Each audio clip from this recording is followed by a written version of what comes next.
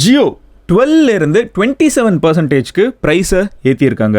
Airtel 11லேருந்து 21% அவங்களோட ப்ரைஸை ஏற்றியிருக்காங்க.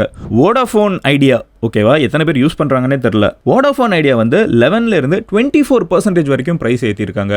3 companies, இந்தியாவோட பிக்கஸ்ட் 2 கம்பெனி ஏர்டெல், ஜியோ, அது போக வோடாஃபோன் இந்தியா, 3 பேரும் ஒரே நேரத்தில் இந்தியா ஃபுல்லாக இன்டர்நெட் யூஸ் பண்ணுற அத்தனை பேருக்கும், ஃபோன் யூஸ் பண்ணுற அத்தனை பேருக்கும் ப்ரைஸை ஏற்றிருக்காங்க. இந்த ஒரு விஷயம் தான் இன்றைக்கி இன்டர்நெட்லலாம் பார்த்தீங்கன்னா ஒரு மீமாவே சுற்றிட்டு இருக்குது. அம்பானி வந்து கல்யாணத்துக்கு வந்து மொய் எழுத வச்சிட்டார் எல்லாரையும் அப்படின்னு சொல்லிட்டு. நீங்கள் டெக்னிக்கலாக யோசிச்சு பார்த்தீங்கன்னா அவரோட மொத்த சப்ஸ்கிரைபர் பேஸ் வந்து 45 கோடி பேர் வந்து ஜியோ யூஸ் பண்ணுறாங்க. அவர் 10 ரூபாய் ஏற்றினாலே வந்து ஆளுக்கு 10 ரூபாய் ஏற்றினாலே அவர் மொத்தம் 450 கோடி ரூபாய் அசால்ட்டாக வந்து விழும். ஓகேவா, அது ஒரு பெரிய மேட்ரு கிடையாது. பட் இதை தாண்டி ஒரு பர்டிகுலர் பிளேயர் வந்து இங்கேருந்து காணாமல் போன ஒரு காரணத்தினால இந்த 3 கம்பெனிஸ்க்கும் ஒரு ஃப்ரீ ஹேண்ட் கிடைச்சிருக்குங்கிறதா யதார்த்தமான ஒரு உண்மை. இன்னைக்கு இன்டர்நெட்ல எல்லாருமே வந்து இதை ஏத்துறது சரியா தப்பான டிபேட் பண்ணிட்டு அந்த நேரத்தில் 2 சைடு வாதங்களும் இருக்குது. ஒரு சைடு வந்து இப்படி ஏத்தினா எப்படி சாதாரண மக்கள் இன்டர்நெட் யூஸ் பண்ண முடியுங்கிற ஒரு கேள்வி இருக்குது. இன்னொரு சைடு எங்க அவங்க கம்பெனி அவங்க எப்படினாலும் ஏத்திட்டு போறாங்க, இதை ஏன் நீங்க கேட்குறீங்கன்னு சொல்லி ஒரு டிபேட்டும் இருக்குது. பட் அது ரெண்டையும் ஓரமா வச்சுக்கிட்டு இவங்களால ஏன் ஏத்த முடியுதுங்கிற ஒரு கேள்வியை கேட்டோம்னா, பிஎஸ்என்எல் அப்படிங்கிற ஒரு பாகுபலி வந்து தமிழ்நாட்டில் இந்தியாவில் மண்ணோட மண்ணா அழிக்கப்பட்டு இருக்காங்களா, இல்லை ஒடுக்கப்பட்டு இருக்காங்களா, அழுத்தி வைக்கப்பட்டு இருக்காங்களாங்கிற பல கேள்விகளுக்கு பதில் கிடைக்க ஆரம்பிக்கும். ஃபர்ஸ்ட் விஷயம் என்ன அப்படின்னு பார்த்தீங்கன்னா, ஒரு சிம்பிளான விஷயம் நான் உங்ககிட்ட சொல்கிறேன். பிஎஸ்என்எல் வந்து இப்போ எப்போ கேட்டிங்கனாலும் பிஎஸ்என்எல் வந்து முதல்ல 3G தான் நிறைய இடத்துல இருக்குது. 4G இப்போ தான் ரோல் அவுட் பண்ணிருக்காங்க. 5Gலாம் கனவுல தான் கண்டுட்டு இருக்கணுங்கிற நிலைமையில தான் பிஎஸ்என்எல் இப்போ இருந்துட்டு இருக்குது. பட் யோசிச்சு பார்த்தீங்கன்னா இந்த இதுக்கு வந்து பெர்மிஷன் கொடுக்குறாங்கல்ல, ஜியோவோட 5G, ஏர்டெலோட 5G, வோடாஃபோன் இந்தியாவோட 5G, இதுக்கெல்லாம் 5Gக்கு ரைட்ஸ் கொடுக்குற கவர்மெண்ட்டோட ஓன் கம்பெனி பிஎஸ்என்எல். ஆனால் பிஎஸ்என்எல் வந்து லாஸ் மேக்கிங் கம்பெனியாக 2005 அப்போ இந்த காலகட்டத்திலேருந்தே இருந்துட்டு இருக்குது. ஒரு காலத்தில் பிஎஸ்என்எல் கொடுக்குற ப்ராஃபிட் வந்து எந்த கம்பெனியும் நினச்சி கூட பார்க்க முடியாத அளவுக்கு ப்ராஃபிட்டாக இருந்த ஒரு கவர்மெண்ட் கம்பெனியோட அழிவில் வந்து நிறைய ப்ரைவேட் பிளேயர்ஸ் விளையாண்டுட்டு இருக்காங்க. அண்ட் அதுதான் வந்து இன்னைக்கு இவங்களெல்லாம் ப்ரைஸை ஏற்றி வச்சுட்டு இருக்கிறதுக்கு ஒரு ரீசனாக இருக்குங்கிறது தான் யதார்த்தமான ஒரு உண்மை. ஒரு சின்ன கம்பேரிசன் சொல்கிறேன். ஏன் வந்து முதல்ல இந்த மாதிரி ப்ரைஸை வந்து 20% வந்து ஒரு கிரேசி நம்பர். எல்லாருமே 20 to 27% வரைக்கும் ப்ரைஸ் ஏற்றிருக்காங்க. இது சாதாரண விஷயம் இல்லை. 1000 ரூபாயிலேருந்து 1500 ரூபாய் வரைக்கும் சில பேக்கெல்லாம் ரைஸ் ஆயிருக்குது.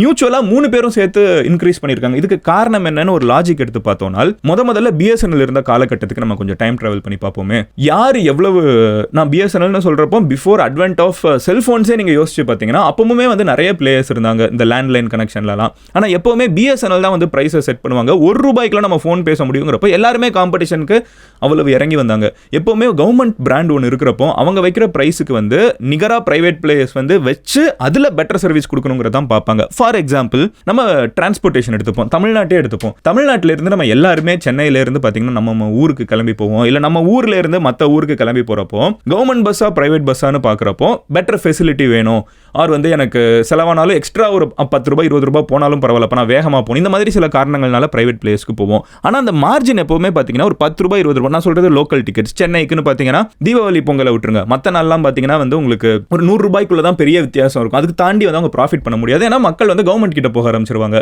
ஸோ எஸ்சிடிசி அப்படின்ற ஒரு கவர்மெண்ட் பஸ் இருக்கிற காரணத்தினால மற்ற பிரைவேட் பிளேஸ் வந்து பயங்கரமாக ஏற்ற முடியாது. அவங்க கண்டமானிக்கு பிரைஸ் ஏற்றுற ஒரு நாள் என்ன அப்படின்னு பார்த்தீங்கன்னா தீபாவளி பொங்கல். கரெக்டாக இந்த 2 நாட்கள் வந்து கண்டமானிக்கு ஏற்றுவாங்க.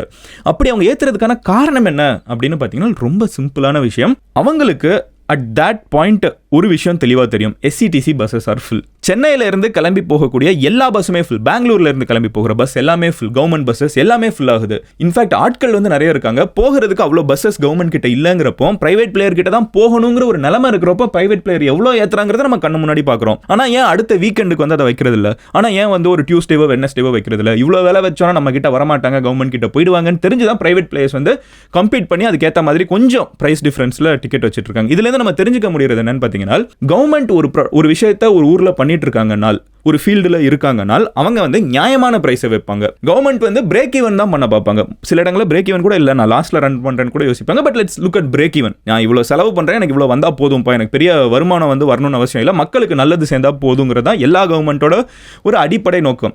அதுக்குள்ளே 1000 ஊழல் இருக்கும், அது வேற பிரச்சனை. பட் எல்லாருக்குமே ஒரு பேசிக்கான விஷயம், ஒரு பாலிசியாக கொண்டு வரப்போ அது மக்களுக்கு பயனடையணுங்கிறது தான் அல்டிமேட் கோல். கரெக்டாக அப்போ ஒரு எஸ்சிடிசியில் இருக்கிற டிக்கெட் வந்து அவங்களோட அந்த கண்டக்டருக்கு, அந்த டிரைவருக்கு, அப்புறம் வந்து போடுற பெட்ரோலுக்கு, அந்த பஸ் மெயின்டெனன்ஸ்க்கு என்ன செலவாகுமோ அதை தான் வைப்பாங்க. அது லாஸ் ஆனால் கூட பரவாயில்லன்னு சொல்லிட்டு சம்டைம்ஸ் கம்மியாக வைப்பாங்க. ஏன்னா மக்கள் பலன்னு மற்றவங்க அதுக்கு காம்பீட் பண்ணி வைக்கிறாங்க. இந்த ஒரு ப்ராசஸ் இருக்கிறப்போ நான் சொன்ன மாதிரி தீபாவளி பொங்கல் மட்டும்தான் ஏற்ற முடியும். இப்போ அந்த பிஎஸ்என்எல் அப்படிங்கிற எஸ்இடிசி பஸ்ஸை வந்து ரிமூவ் பண்ணிட்டீங்கன்னா எவ்ரிடே பொங்கலா தீபாவளியாக இருக்குமா? அதுதான் இப்போ இங்கே நடந்துட்டு இருக்குது.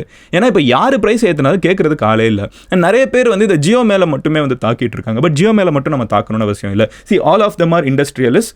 அவங்க எல்லாருமே வந்து நம்ம முன்னாடி சக்ஸஸ்ஃபுல்லாக ஒரு பிராண்டை பில்ட் பண்ணி வச்சிருக்காங்க. ஆனால் ஒரு விஷயம் யோசிச்சு பார்த்தீங்கன்னா, நீங்கள் ஒரு கடை ரன் பண்ணிருக்கீங்க, உங்கள் பக்கத்தில் இன்னொரு கடை இருக்குது. நீங்கள் உங்கள் கடையில் விலையை ஏற்றுனீங்கன்னா பக்கத்து கடைக்காரன் விலையை ஏற்றுவானா? மாட்டான். அவன் வெயிட் பண்ணுவான். அவன் என்ன பண்ணுவான்னு பார்த்தீங்கன்னா, ஓகே பக்கத்து கடையில் விலையை ஏற்றிட்டாங்க, நம்ம அதே விலையில் இருக்கோம், அப்போ அங்கே போகிற கஸ்டமர் கூட நம்மளுக்கு வந்துருவாங்கன்னு சொல்லிட்டு வெயிட் பண்ணுவாங்க. ஆனால் ஒரே நேரத்தில் 2 கடையும், இன்ஃபேக்ட் இந்த இடத்துல 3 கடையும், ஜியோ, ஏர்டெல் அண்ட் விஐ, ஓகேவா, வோடாஃபோன் ஐடியா, 3 பேரும் விலை ஏற்றுறாங்க. அண்ட் பர்சன்டேஜ் பாருங்கள், 11 to 21% Airtel, 12 to 27% Jio, 11 to 24% Vodafone India. கிட்டத்தட்ட சொல்லி வச்ச மாதிரி எல்லாரும் ஒரே விலையை தான் ஏற்றி வைக்கிறாங்க. அப்போ இது வந்து ரொம்ப ரேண்டமாக ஜியோ ஏற்றிட்டாங்க, அப்போ நானும் ஏற்றுறேன்னு சொல்லி ஏற்றுறது கிடையாது. முதலே பேசி வச்சுட்டு ஓகே 3 பேரும் ஒன்றா ஏற்றுவோம்ப்பா அப்படின்னு சொல்கிற ஒரு கான்செப்டாக இருக்கிறதுக்கான அறிகுறிகள் நிறைய இருக்குங்கிறதா யதார்த்தமான ஒரு விஷயம். ஒருவேளை நீங்கள் ஹைப்போதெட்டிக்கலாக இங்கே 4ஆவதாக ஒருத்தன் இருக்கான்னு வச்சுக்கோங்க, அந்த ஜெயிலர் படத்தில் சொல்கிற மாதிரி 4ஆவதாக ஒருத்தன் இருக்கான்னு வச்சுக்கோங்க. இந்தியாவில் பிஎஸ்என்எல்ங்கிற ஒரு கம்பெனி வந்து இருக்காங்க, இப்போ இல்லாமலாம் இல்லை, இருக்காங்க. ஆனால் ஒரு 5G யூஸ் பண்ணுற ஒரு பையனோ பொண்ணோ வந்து எனக்கு ஜியோ அதிகமாகிடுச்சு, ஒரு ஏர்டெல் அதிகமாகிடுச்சு, ஒரு வோடாஃபோன் இந்தியா அதிகமாகிடுச்சுன்னு சொல்லிட்டு அவங்க அல்டர்னேட்டாக போகக்கூடிய ஆப்ஷனாக வந்து இன்னும் பிஎஸ்என்எல் உருவாகலைங்கிறது அர்த்தமான ஒரு விஷயம். இந்த ரீசன் இஸ் பிரிட்டி சிம்பிள்.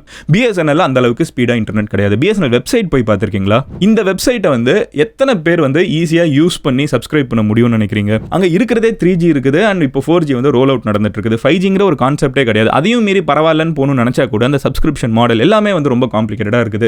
வெப்சைட்டே இந்த நிலைமையில இருக்குன்னா ஆப் இந்த நிலைமையில இருக்கும்னு யோசிச்சு பாருங்க. ஏன் வந்து பிஎஸ்என்எல்க்கு ஒரு ஒழுங்கான பூஸ்ட் கொடுத்து அது லாஸ் ஆகுதுன்னே வச்சுக்கோங்க, பரவாயில்ல, லாஸ் ஆகிட்டு போகிற கம்பெனியாகவே இருக்கட்டும், ஆனால் அவங்க ப்ரைஸை செட் பண்ணிட்டோம். ஒருவேளை பிரைவேட் பிளேயர்ஸ்லாம் கண்ட மணிக்கு விலையேற்றிட்டாங்கன்னா எல்லாரும் பிஎஸ்என்எல்க்கு போயிடுவாங்கிற பயம் வந்து ஒரு பிரைவேட் பிளேயருக்கும் இருக்கணும். அந்த பயம் வந்து பிரைவேட் பிளேயர்ஸை கரெக்டான ப்ரைஸிங்கை வச்சுட்டு இருக்கிறதுக்கு ஹெல்ப் பண்ணும். காம்படிஷனே கிடையாது. பிஎஸ்என்எல் வந்து ஜியோக்கோ, ஏர்டெல்க்கோ, வோடாஃபோன் இந்தியாக்கோ காம்படிஷனே கிடையாதுங்கிறதா யதார்த்தமான ஒரு பர்டிகுலர் விஷயம். அண்ட் நிறைய பேர் வந்து இது அம்பானியோட கல்யாணத்துக்கு ஏற்றுற ப்ரைஸ்னா அதெல்லாம் ஒன்றுமே கிடையாது. சம்மந்தமே இல்லாமல் 2 பேர் பண்ணிருக்கிற கல்யாணத்தை வந்து இதில் போட்டு நம்ம கலாய்க்கணும்னு அவசியம் கிடையாது. வாட் எவர் செட் என்னன்னு அவங்க 2 பேர் சந்தோஷமாக இருந்துட்டு போகட்டும். இங்கே மேட்ரு என்னன்னு பார்த்தீங்கன்னா, இது வந்து ஜியோ மேலே மட்டும் பாயிறாங்க, ஜியோ மேலே மட்டும் பாய தேவையில்ல. 3 பேர் பண்ணியிருக்காங்க, 3 பேர் இன் டேண்டம் தே ஹேவ் டிட் திட்டுங்கிறதா யதார்த்தமான ஒரு விஷயம். 3 பேர் எப்படி ஒன்றா ஒரு விஷயத்தை ஏற்றுவாங்க, நான் பிஎஸ்என்எல் காம்படிஷனுக்கு இல்லைங்கிறதா யதார்த்தமான ஒரு விஷயம். பிஎஸ்என்எல் வந்து உங்ககிட்ட பிஎஸ்என்எல் பற்றி தெரியாதவங்களுக்கு உங்ககிட்ட ஒரு விஷயம் சொல்கிறேன். 2004 வரைக்கும் BSNL was a very high profit making company. ஓகேவா, பயங்கரமாக இந்திய அரசாங்கத்துக்கு ப்ராஃபிட் அள்ளி கொடுக்கும். இந்திய அரசாங்கம் இந்த ப்ராஃபிட் எல்லாம் வச்சுக்கிட்டு சாப்பிட்டுட்டு இருந்தாங்களான்னு கேட்டிங்கன்னா கிடையாது. இந்த ப்ராஃபிட்டை வந்து மறுபடியும் கவர்மெண்ட் என்ன பண்ணுச்சுன்னு பார்த்தீங்கன்னா, விவசாயிகளுக்கு பிஎஸ்என்எல் நெட்வொர்க் யூஸ் பண்ணாங்கன்னா ரீசார்ஜ் பண்ணுற காசு கம்மி. விவசாயிகள் வந்து மாதிரி வந்து இன்னும் ஒரு பாவர்ட்டி லைனுக்கு கீழே இருக்கிறவங்க ஃபோன் யூஸ் பண்ணோன்னா அவங்களுக்கு வந்து டிஸ்கவுண்ட்ஸ் அதிகம்.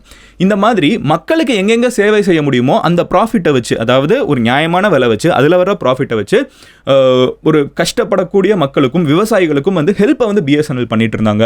அது மட்டும் கிடையாது, நேச்சுரல் கெலாமிட்டிஸ் நடக்கும் கரெக்டாக. அந்த உத்தராகண்டில் வந்து ஃப்ளட்டாக இருக்கட்டும், இங்கே 2004 இதே நம்ம தமிழ்நாட்டில் வந்த சுனாமியாக இருக்கட்டும், எல்லா நெட்வொர்க்கும் அடி பிஎஸ்என்எல் வந்து சொந்த காசை செலவு பண்ணி எக்ஸ்ட்ரா நெட்வொர்க் வச்சு விட்டு ஓட விட்டாங்க. ஏன்னா மக்களுக்கு அங்கே கம்பெனிக்கு வந்து இவ்வளோ நான் போடுறேன், ஓகே இங்கே ஒரு பெரிய விபத்து நடந்திருக்கா, ஒரு சுனாமி மாதிரி ஒரு பெரிய பேரழிவு ஏற்பட்டிருக்கா, இங்கே இருக்கிற மக்கள் வந்து ஃபோன் கூட, ஏன்னா நெட்வொர்க் எல்லாம் டவர் எல்லாம் காலி. அப்படி இருக்கிறப்போ நான் வந்து செலவு பண்ணி இங்கே ஒரு நெட்வொர்க் வச்சேன்னா இது வந்து எனக்கு சரியாக கட்டுப்படி ஆகாது, எனக்கு எக்ஸ்ட்ரா செலவாக இருக்கும். நான் வந்து அல்டர்னேட்டாக கொஞ்ச நாள் கழிச்சு மறுபடியும் ரிப்பேர்லாம் பண்ணி வைக்கிறேன், இல்லை கான்ட்ராக்ட் பேசுகிறேன், நெகோஷியேட் பண்ணும் அப்படின்லாம் யோசிக்கிறதுக்கு பதிலாக அங்கே மக்களுக்கு தேவைக்கு தான் நான் உடனே வந்து வைக்கிறேன். அது மட்டும் கிடையாது, இந்தியன் ஆர்மியில் இருக்கிறவங்களுக்கு பிஎஸ்என்எல் டிஸ்கவுண்ட்ஸ் இருந்துச்சு. இந்தியன் ஆர்மி மட்டும் இல்லை, இப்போ நான் போகிறேன்ல ஜம்மு அண்ட் காஷ்மீர்லாம் இப்போ ரீசெண்டாக போயிட்டு வந்தேன். அங்கே பார்த்தீங்கன்னா நிறைய இடத்துல வந்து பிஎஸ்என்எல் வந்து அவைலபிள் பயங்கரமாக இருக்குது. Even in Jammu and Kashmir, Himalayas, அந்த மவுண்டைன் ரேஞ்சே நீங்கள் பார்த்தீங்கன்னா நிறைய இடத்துல வந்து பிஎஸ்என்எல் நெட்வொர்க் நல்லா இருக்குது. ஏன் இதை இவ்வளோ தெளிவாக சொல்கிறேன்னா, என்கிட்ட 2 நம்பர் இருக்குது. ஒன்று ஜியோ யூஸ் பண்ணுறேன், இன்னொன்று பிஎஸ்என்எல் யூஸ் பண்ணுறேன். அந்த பிஎஸ்என்எல் எப்போவுமே என் கையில் நான் ஏன் வச்சிருக்கேன்னா, நாங்கள் இன்டர்நெட் யூஸ் பண்ணுறது கிடையாது. ஆனால் என்னைக்குனாலும் மற்ற கம்பெனிலாம் மூட வாய்ப்பு இருக்குது. இப்போ பிஎஸ்என்எல்லே மூட வாய்ப்பு இருக்குது. பட் இருந்தாலும் அவங்க வந்து ஒரு ஏமாத்துறதுங்க தான். We can always rely on BSNL. நாளைக்கு எல்லா நெட்வொர்க்கும் காலி, வேறு வழியாக இல்லைனா அங்கே மொதல் நெட்வொர்க்கை கொடுக்குறது கவர்மெண்ட் பிஎஸ்என்எல் தான் இருக்கும். அப்போ இவ்வளவு சக்ஸஸ்ஃபுல்லாக மக்களுக்கு ஹெல்ப் பண்ணக்கூடிய ஒரு கம்பெனி. ப்ராஃபிட் வந்து 2005 காலி ஆயிடுச்சு. பட் இவ்வளவு சக்ஸஸ்ஃபுல்லாக மக்களுக்கு ஹெல்ப் பண்ணக்கூடிய கம்பெனி, விவசாயிகளுக்கு ஹெல்ப் பண்ணக்கூடிய ஒரு கம்பெனி. அண்ட் அது போக வந்து ப்ரைஸை வந்து இவ்வளோ தான் வைக்கணும்னு நிர்ணயிக்கிற பவர் கொண்ட ஒரு கம்பெனி. நான் சொன்ன மாதிரி கவர்மெண்ட் பஸ் கான்செப்ட் தான். ஸோ வேறு வழியே இல்லை. நீங்கள் வந்து இஷ்டத்துக்கு எல்லாரும் ஏற்ற முடியாது. பிஎஸ்என்எல்ங்கிற ஒருத்தன் வந்து அதே சர்வீஸை, ஏன்னா இவங்க கொடுக்குற பெர்மிஷனில் தான் மற்றவங்களாம் எடுத்துகிட்டு இருக்காங்க. அந்த சர்வீஸ் அவங்களுக்கே கொடுங்களேன். 5G பிஎஸ்என்எல்ல பயங்கர சூப்பர் ஃபாஸ்ட்டாக இருந்துச்சுன்னா அதோட விலை வந்து இங்கே 3500 ரூபாய் 4000 ரூபாய் இருக்கிற இடத்துக்கு நடுவில் வந்து அவன் 1000 ரூபாய்க்கு கொடுத்தானா மக்கள் எங்கே போவாங்கங்கிற பயம் இருக்கும். அப்போ அவங்களுமே அதுக்கேற்ற மாதிரி அட்ஜஸ்ட் பண்ணி வைப்பாங்க. உலகத்தில் இருக்கக்கூடிய மிகப்பெரிய டியோபோலிஸ் அப்படின்னு பார்த்தீங்கன்னா அது எதுவுமே வந்து நல்லதாக இருந்தது கிடையாது. மோனோபோலியாக இருக்கக்கூடாது, டியோபோலியாக இருக்கக்கூடாது அப்படின்னு சொல்லிட்டு யூஎஸ்ல காங்கிரஸில் உட்காந்து கவர்மெண்ட்டே வந்து எல்லாரையும் வச்சு கேள்வி கேட்பாங்க. நீங்கள் எங்கே எப்படி இருக்கீங்க, இப்படி இருக்கக்கூடாது, மற்றவங்களுக்கு பெர்மிஷன் கொடுங்க, மற்றவங்களும் வளரணும். அப்போ தான் அது வந்து மக்களுக்கு நல்லதாக இருக்கும். ஏன்னா ஹெல்தி காம்படிஷன் உங்களுக்குள்ள இருக்கும். உங்களுக்குள்ளே நீங்கள் பேசிக்கிட்டு ஒரு கார்டல் மாதிரி ஃபார்ம் பண்ணிக்கிட்டு நீங்கள் எப்படினா விலையேற்றக்கூடாதுன்னு சொல்லிட்டு யூஎஸ் காங்கிரஸில் கேள்வி கேட்பாங்க. நம்ம ஊரில் கவர்மெண்ட் வந்து காப்பாற்ற வேண்டிய பிஎஸ்என்எல் வந்து காணாமல் போயிட்டு இருக்குங்கிறதான் கஷ்டமாக இருக்குது. பிஎஸ்என்எல் வந்து காப்பாற்ற வேண்டியது இந்திய அரசாங்கத்தோட கடமைங்கிறத நான் ரொம்ப ஸ்ட்ராங்காக இந்த மாதிரி நொடிகளில் மறுபடியும் ரீஐட்ரேட் பண்ணுறேன், மறுபடியும் சொல்கிறேன். இங்கே பிஎஸ்என்எல்ங்கிற ஒரு 4வது பிளேயர் வந்து ஸ்ட்ராங்காக 5G சர்வீஸ் கொடுத்துட்டு இருந்தாங்க. இன்னைக்கு ஏர்டெல்லோ, ஜியோவோ, ஐடியாவோ ப்ரைஸ் ஏற்றுறத கனவுல கூட யோசிச்சு பார்க்க முடியாது.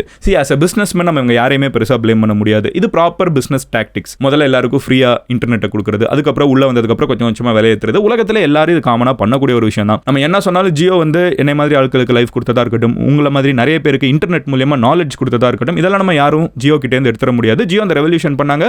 100% ரெஸ்பெக்ட் ஃபார் தட்.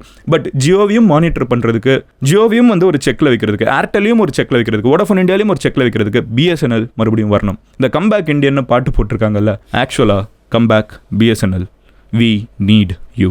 உங்கள் ஃபேமிலியில் யாராவது பிஎஸ்என்எல்ல ஒர்க் பண்ணாங்களோ ஆர் கவர்மெண்ட் கம்பெனிஸில் ஒர்க் பண்ணுறவங்களா இருக்காங்களோ அவங்க கிட்ட இந்த வீடியோ ஷேர் பண்ணுங்கள். Because this video is not just about BSNL.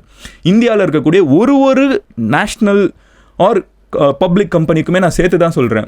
LIC வந்து நிர்ணயிப்பாங்க. மற்ற இன்சூரன்ஸ் கம்பெனி எப்படி நடக்கணுங்கிறத எல்ஐசி தான் நிர்ணயிக்கிறாங்க. இல்லைனா எல்லாரும் கண்டமானிக்கு ஆட ஆரம்பிச்சிருவாங்க. எல்ஐசி அங்கே நிர்ணயிச்சுட்டு இருக்காங்க. தமிழ்நாட்டில் வந்து பஸ் டிக்கெட் எவ்வளோ இருக்கணும்னு கஷ்டப்பட்டு ஓட்டுற ஒரு கவர்மெண்ட் பஸ் டிரைவருமே நிர்ணயிக்கிறாங்க. எஸ்சிடிசி டிசைட் பண்ணுது. ஸோ இந்த மாதிரி ஒவ்வொரு பர்டிகுலர் ஃபீல்டுலையுமே நீங்கள் பார்த்தீங்கன்னா அங்கங்கே இருக்கக்கூடிய கவர்மெண்ட் கம்பெனிஸ் வந்து அங்கே இருக்கக்கூடிய மற்ற பிளேயர்ஸ் நியாயமாக நடந்துக்கணுங்கிறதுக்கு தெரிஞ்சோ தெரியாமலோ ஒரு செக் வைக்கிறாங்க. அந்த செக் இன்டர்நெட்டுக்கும் வேணும், டெலிகம்யூனிகேஷனுக்கும் வேணுங்கிறது தான் என்னோட தாழ்மையான request. Share this video with as many people as you can. இது நம்ம சும்மா மீம்ஸ் போட்டு தாண்டி போகிற விஷயம் கிடையாது. Come back BSNL. நாளைக்கு நான் உங்களை ஒரு வீடியோவில் பார்க்குறேன். And if you think it made sense, இந்த சேனலை சப்ஸ்கிரைப் பண்ணுங்கள். இந்த மாதிரி உலகத்தில் நடக்கக்கூடிய நிறைய விஷயங்கள் என்னால் உங்ககிட்ட டெய்லி ஒரு நாள் நைட்டில் 10 நிமிஷத்தில் நீங்கள் தெரிஞ்சுக்கிறதுக்கு ஹெல்ப் பண்ண முடியும். நாளைக்கு நான் என்ன பேசணுங்கிறத கமெண்ட்டில் சொல்லுங்கள். நீங்கள் என்ன பர்சனலாக ஃபாலோ பண்ணணும்னு நினச்சிங்கன்னா மதன் குரின்னு சொல்லிட்டு எந்த சோஷியல் மீடியாவில் இருந்தாலும் சர்ச் பண்ணுங்கள். You should be able to find my profile. Love you all. Take care. Bye. Cheers, MGs.